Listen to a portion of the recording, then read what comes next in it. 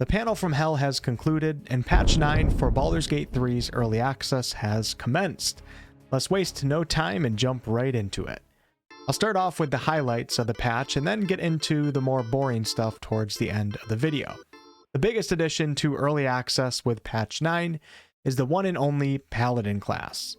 I'm just going to give a quick overview of things in this video, but be on the lookout for a patch 9 in-depth feedback video, and of course some new class guides in the near future.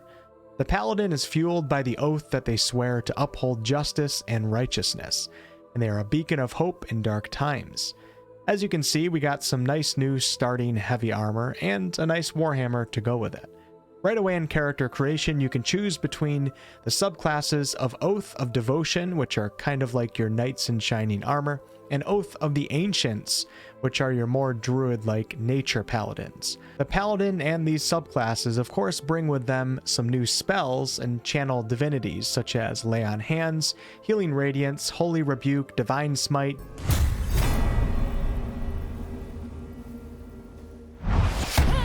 Divine Sense, Compelled Duel,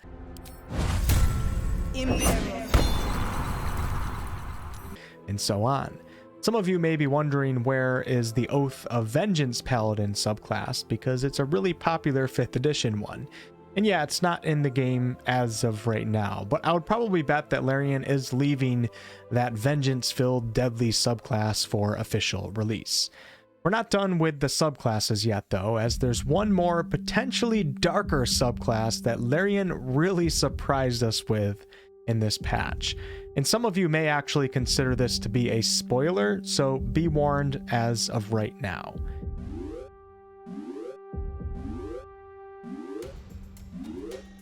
And that is the Oathbreaker Paladin.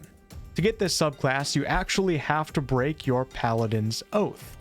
In this B-roll footage, and all of this video is actually B-roll footage, you can see that the Paladin kills the baby owlbear and then gets this cutscene.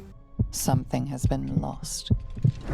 You have broken your oath, Paladin. At the close of day, I will be waiting for you. I'm actually not going to spoil what happens after this, even though I do have B-roll footage of it. There's some really cool cutscenes, but ultimately, if you give in, you end up on this screen and you become an Oathbreaker Paladin. You have broken your sacred oath in pursuit of power and ambition. Only darkness remains to fuel you now. This subclass comes with some interesting channel divinities and spells. Right here you can see Spiteful Suffering, Control Undead, Dreadful Aspect, and then some spells that are already in the game such as Hellish Rebuke, Inflict Wounds, Crown of Madness, and Darkness. Now while on the topic of spells, we finally have access to level 5, which for casters brings with it level 3 spells such as Fireball,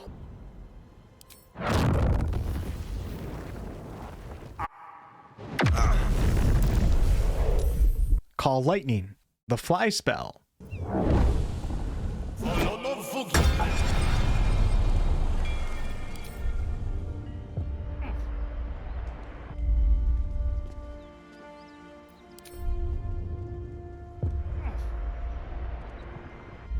Glyph of Warding, Mass Healing Word,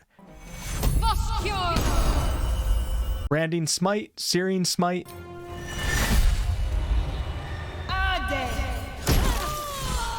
Magic Weapons, Spirit Guardians, Counterspell. And yeah, let's pause right there because some of you are probably jumping out of your darn seats right now because you know that Counterspell is a spell that is used as a reaction. And yes, part of patch 9 is also a revamp to the reaction system. Now with patch 9, if your character has the opportunity to react to something, a pop-up box will appear, just like in Celesta, allowing you to choose what you actually want to do. As you can see here, an opponent casts Ensnaring Strike on our favorite wizard. A pop-up box appears, and he makes the decision to spend a spell slot to react by casting Counterspell. This is not a toggle on and off thing. before each round of combat like it was before, you, the player, have total control over your reactions. Now, I'm not sure how deep Larian is taking this. Like, is it going to be like this with opportunity attacks? I would imagine yes, but I'm making this video before I actually get my hands on patch 9. Now, this has been a very highly requested change from many in the community, including myself. And look what Larian has done. I was honestly losing hope on this one, I'm not going to lie, but now we have a proper reaction system, and it's really cool for Larian to at least give this a try, and I'm honestly really hyped to test this out and give my feedback. Now, Larian actually sent me an updated patch notes Google Docs file when I've already actually made this video, but I'm going to add this part in really fast so you guys can see all of the new spells, actions, and conditions. Animate Dead, Beacon of Hope, Bestow Curse, Branding Smite, Call Lightning, Command, Compel Duel, Control Undead, Counterspell, Daylight, Enchant Item Sphere, Dismiss Summon, Divine Favor, Divine Sense, Divine Smite, Dreadful Aspect, Fear, Feign Death, Fireball, Fly, Gaseous Form, Glyph of Warding, Haste, Healing Radiance, Holy Rebuke, Hunger of Hadar, Hypnotic Pattern, Lay on Hands, Magic Weapon, Mass Healing Word, Nature's Wrath, One with Shadows, Plant Growth, Protection from Energy, Remove Curse, Revivify, Sacred Weapon, Sanctuary, Sleet Storm, Spirit Guardian, Spiteful Suffering, Stinking Cloud, Thunderous Smite, Turn the Faithless, Turn the Unholy, Vampiric Touch, Vow of Enmity, Wrathful Smite, Bear Honeyed Paws, Boar Rage, Boar Frenzied Strike, Dwergar Animate Dead, Raven Bad Omen, Giant Spider Entomb, and Zombie Slam. And yes, you guys did see Animate Dead on there. Cannot wait to try that out. Wanted to add this in last minute into the video. Now, on top of a load of new spells, and I didn't even name all of them, I'm only naming what I've seen in this B-roll footage, we also have new spell scrolls to go with that. And I also can't leave out the level 5 feature, Extra Attack, that most martial classes will get. And those that may be unfamiliar with what this is, if you're playing as a martial class such as the fighter or barbarian or paladin or ranger, if you use the attack action, you actually get to attack twice in one turn if you so choose. This only works when you use your weapon attack action. So level 3 spells and extra attack are a pretty big power boost, and this happens when you reach level 5. So if you were struggling with encounters such as the Githyanki encounter or perhaps a few of the encounters in the Underdark, now you might find yourself feeling much more confident. Other highlights of the patch include rebalanced combat encounters in late Act 1, an overhaul of the tooltips, extended combat cams to player and enemy melee critical hits, summons, wild shapes, and several spells and abilities. Larian added command spell variants. Minthara has become a paladin. We can now delete save files by playthrough, which is definitely a nice addition to early access. We can also dismiss summons with a dedicated action. There's a new level up button and improved visual cues for leveling. Larian added female, human, and elf heads to character creation. Characters who attempt to play an instrument that they're not proficient with will now fail spectacularly. I can't wait to see what that's all about. Larian removed non-wizard spell scrolls from NPCs, except Revivify, Summon Quasit, True Resurrection, and Speak with Dead. They now added shop triggers, so if you try to pick up items that are owned by certain traders, they will actually offer to trade with you. Mage Hand will no longer prevent you from summoning ranger companions and familiars, which is definitely nice. Quarterstaffs are now versatile weapons, meaning you can use them as a one-handed weapon or get some more damage as a two-handed weapon. And lastly, for the highlights section, something that seemed to be requested by many, we will now accrue dirt and blood more slowly on our characters. But also, being prone will make you a bit dirtier, and if you actually become wet, it will clean you. And that is it for what Larian considers the highlights of Patch 9, the Holy Night. I forgot to mention that for Mac users, you're going to have to wait a little bit longer to get the Patch 9 update. All right, well, as you guys can see right here, there's actually 12 more pages on top of the highlights. So what I'm going to do is just start reading off the important categories, because I know some of you guys like when I read these off because you can listen while you're at work or you just don't have to read yourself. But those of you guys that end up leaving the video right now, thank you so much for watching, and much more Baldur's Gate 3 content to come. Like I said, I will have an in-depth Patch 9 feedback video probably in a week or two. I'll also be streaming the crap out of this patch, including probably while you guys are listening to it. I'll probably actually be live. All right, let's begin. So heading down to, we have a bunch of crashes that have been fixed, and onto the balance section. Combat. Added smart AI to increase behavioral differences between animals and humanoids. Notable humanoid fighters now know when actions won't succeed and when to prioritize easy wins. So the AI is getting a little bit smarter, which is always nice. Made NPCs better at deciding when to shove characters to their death. Made NPCs more patient and smarter with healing spells, preferring to heal those with lower HP. Excellent. Adjusted Helson's HP, removed upcasted spells from his list, gave him Call Lightning, and made his spell usage more varied. That's our new spell, Call Lightning. Improved Astarion's combat strategies. Made Gek Cole level 6 and increased his HP and rebalanced his attributes. So Gek Cole is the Dwergar near the lake in the decrepit village in the Underdark. Made the Mask of Regret level 4, which is in the Hag's Lair. Made Filro and Bual level 5 and increased the latter's HP. So Filro is a drow in the Underdark, and Bual is, I don't want to spoil some of this, but Bual is part of the Kuo-toa, the fish people, and it's a really cool thing if you guys can actually find it, but it's really cool to see NPCs getting boosted to level 5, just like the Githyanki have always been level 5. Reworked Morgal, updated Beretha's attributes.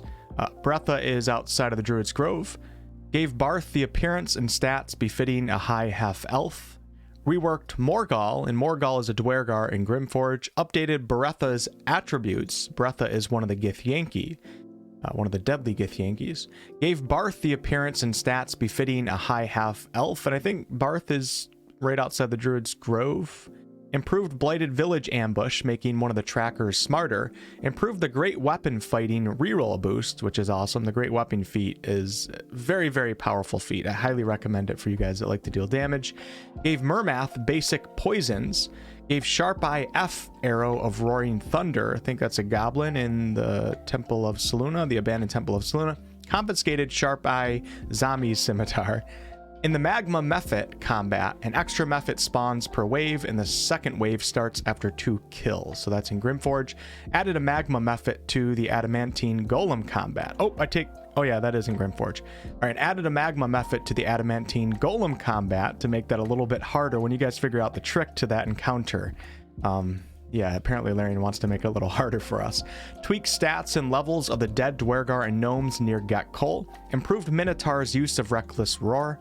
Intellect Devourer's unarmed ranged attack is now Dexterity, improving their chances of hitting Synaptic Discharge. Seems like Larian's making it a little bit more difficult. Now, there will be difficulty levels that you can choose when the game comes out, but currently in early access, we only have access to, I think, what is going to be normal difficulty. You now have advantage when attacking dying hyenas. Gave the Boulette higher HP and faster regeneration, proficiency in dexterity and strength saves, and the ability to apply acid when biting. It can now act as soon as it joins combat. Gave proficiency in dexterity and intelligence saves to all Kuo-toa and fixed their obsession with net. They can no longer net already trapped targets. And like I said, the Kuo-toa encounter is a pretty cool one in the Underdark. A lot of people seem to miss it, so be on the lookout on your next playthrough. Made the Flaming Fist Ephrin more likely to use her Poison Vial.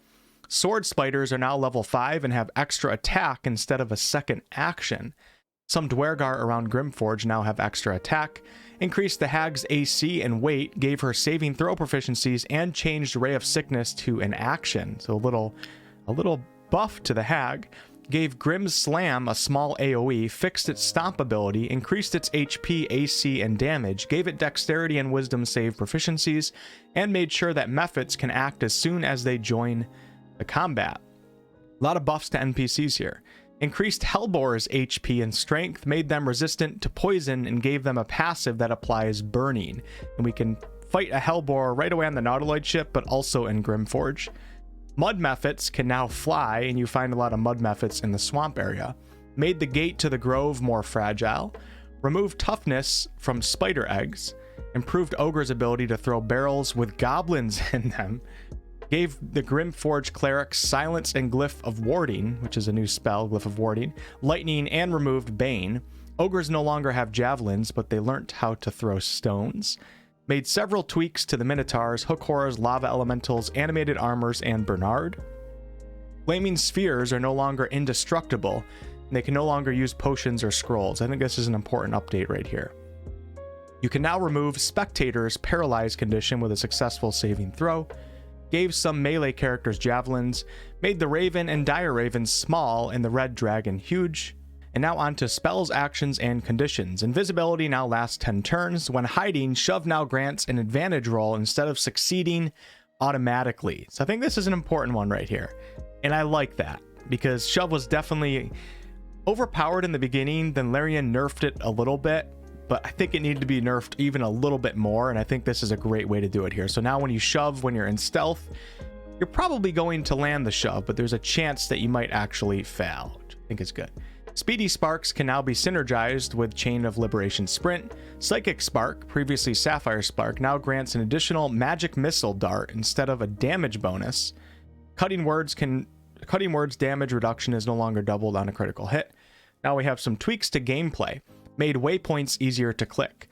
Updated the overhead icon that indicates when someone wants to talk to you, and you guys will see that for sure very early on in patch 9.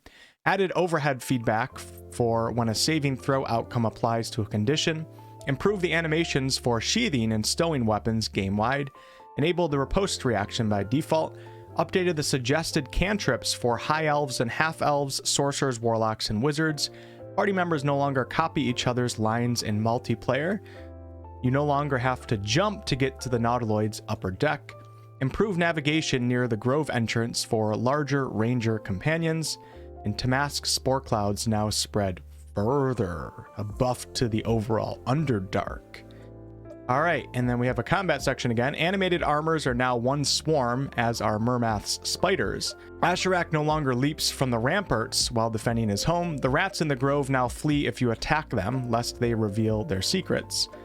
For items, rebalance the weights of common items, made it harder to destroy items like doors and chests. Bard's starting armor is now a simple jerkin. You can no longer use the Bitter Divorce wand to resurrect party members without limits. That's a wand you can find if you explore all the content in the swamp area.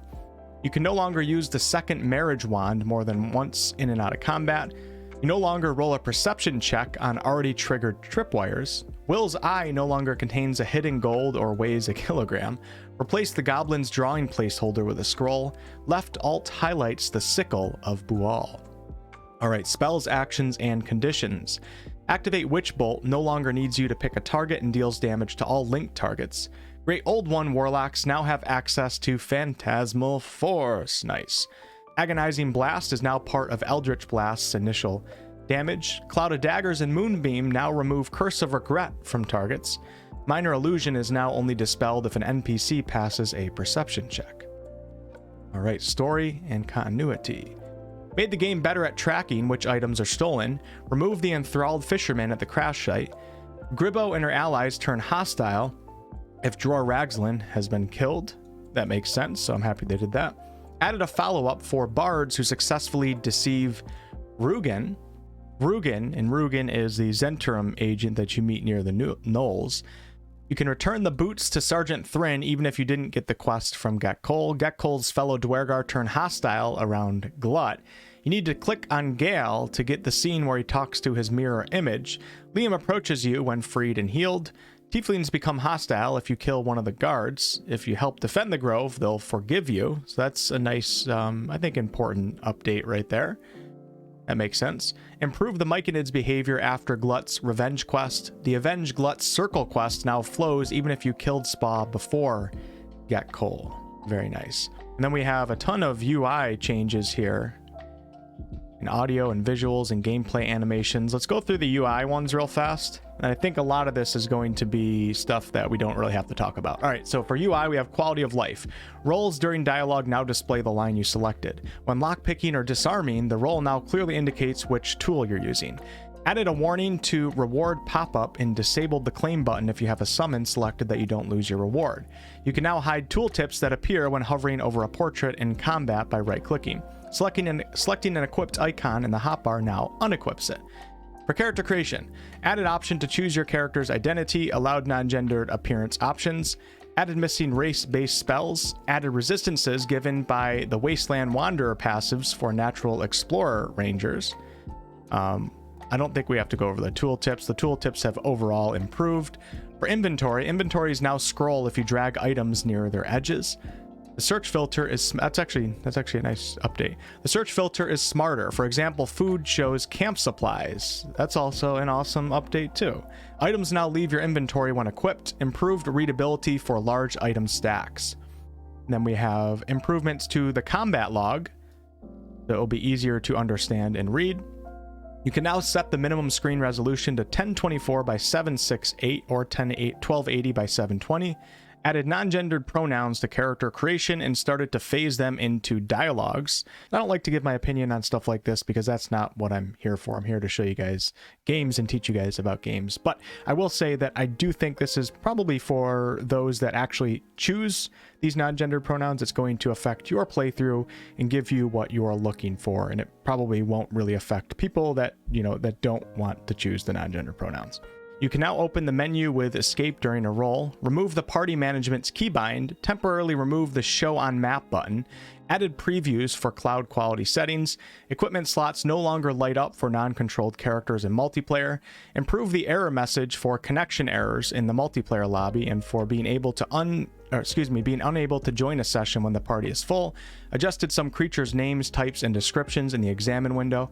Upcastable spell slots now show the lowest possible casting level. If a trader rejects your barter offer because you didn't offer anything, you now have to change your offer to barter again.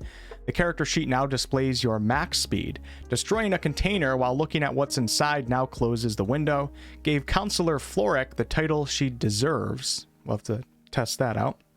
Renamed standing torches to distinguish them from equipable ones. Okay, and then we have a bunch of improvements to the audio. The visuals are now better. Gameplay animations have improved. Cinematics have improved, and they also added 3 scenes. Added a scene for when you kill the bear in the warg pens. Added emotions to the oxen at the grove, and added acting for party members in the background at camp with Raphael. So you guys know what to look out for those new cutscenes. We have engine improvements, gameplay fixes. Ooh, Great Old One Warlocks now have the Mortal Reminder feat. I don't know what that is, and I just searched it, and it's not showing up in 5th edition. Maybe this is something to do with Awakened Mind, which is a missing feature for the Great Old One Warlocks. So I have to test this out right when I actually get my hands on patch 9. Wither's shop inventory now resets after a long rest. Okay, the Pact of the Chain Imp now benefits from short rests. Animals no longer swear if you attack them. Grease is no longer dippable. You can now sit while hiding. Fixed characters or smaller races getting stuck after being put to sleep. So a bunch of important gameplay fixes. For combat, Nat 1s and Nat 20s no longer get bonuses and proficiencies added to the final tally if you skip the roll animation. So that's nice and a little bit of a time saver. Combat no longer ends prematurely if you're far from the enemies and have gone to sleep. Combat now triggers if you choose to attack an NPC that caught you cryming. Okay. NPCs can target Mayrina again. If the hag is silent, she can no longer teleport Mayrina away. So that's nice. It makes sense. All right. Now there's just so many, fixes and updates to the combat, but they're very, very specific. I don't think I have to read them out. Then we have a bunch of fixes to items as well. And scrolling down to, let's go all the way down to story and continuity. NPCs no longer know you've interacted with doors to forbidden places if they weren't there to see you. Original owners of pickpocketed items now recognize those items as their own. Gale now actually leaves after he bids you goodbye. Clerics of Tyr can now talk to Anders after refusing his quests. Lae'zel no longer mentions needing to speak to Zoru if she already has. Alright, when Will's in your party, he can now intervene and speak with dead dialogues with Spike. Very cool. So most of those are all fixes, things that should be fixed, that we would expect to be fixed for official release, so I don't think I have to go over them.